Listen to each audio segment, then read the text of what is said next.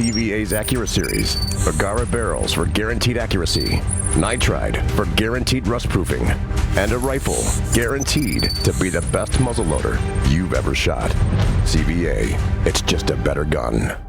This segment's being sponsored by Tri-Green Equipment. Stop in and see them at 21 locations in Alabama, Mississippi, and Tennessee. They can take care of all your Honda, Steel, and John Deere needs.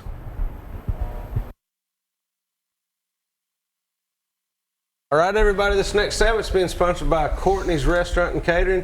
You guys can find them at 4066B North Mount Juliet Road in Mount Juliet, Tennessee, or you can give owner Tom Courtney a call, 615-754-7548, and let them take care of all your delivery or catering needs.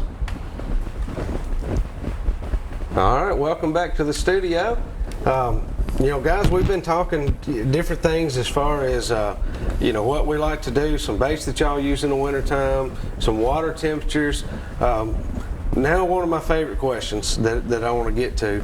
Also, I wanted to let you viewers know, if you want to call, you can still call 615-737-7767. We'll leave that open a few more minutes till we get ready for our giveaway. So we'll start with you, Tristan.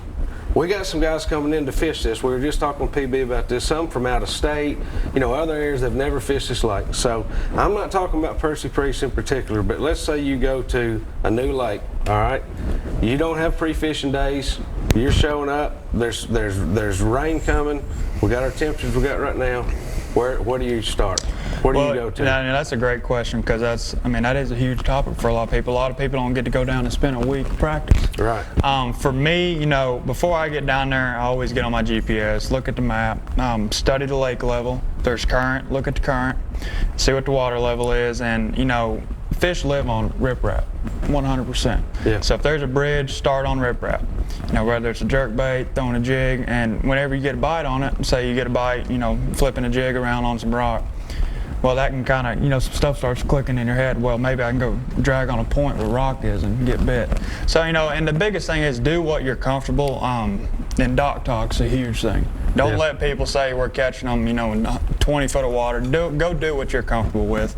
And for me, I've been bad with, you know, chasing what people's telling me, and it never works. Yeah, right. So, I mean, you got to go do what your strong suits are. So, for you sure. know, you got your maps, your GPS is the thing. Now, PB, we were talking a while ago, you know, hey, when you don't have, you're not looking for maps, you know, you may have your regular fish finders, things like that, but where would you start? I mean, what would you add to that? I normally go to a point, there's a rocky point, and I'll start either on, if it has current on it or not, I'll start there. Yeah. And then after I leave there, I'll do like Tristan say, I'll go find some riprap somewhere. Yeah. And then, you know, then I'll just slowly start eliminating water until hopefully I'll find what I'm looking for. Try to get something together, something figured out as far as where they're holding.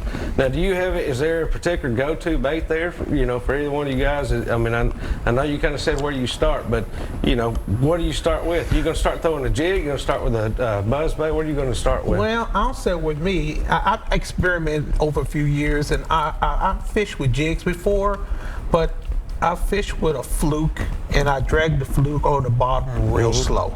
Yeah. And any smallmouth that's around that area can't deal with it. They're gonna pick it up and they're gonna hit it, and you just set the hook and go on by your business. You know. So that's what I normally do. Right. You know, and when that don't work, then, you know, I'll go to a jerk bait or something like that. But I'll start real slow, and then I'll pick up my pace as the morning or the afternoon goes on. Yeah.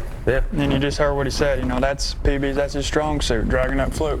And I highly suggest, you know, do what you're comfortable with. That's right. Because, I mean, that's the biggest thing, just do what you're comfortable with. Yeah, that's right. Now, in Dayton, you know, you and I fished together a long time.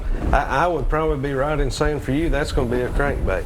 Right, well, yeah, but if you just had to go to something, I mean, I've seen you use it a lot to locate fish. Here's how I used to do it, and I still do it today, is a paper map. If you're at your motel room, and you don't want to go out there and get in a boat, you break that map open and start looking at your creek drops, where they're at, where you're going to be, what's going on over here.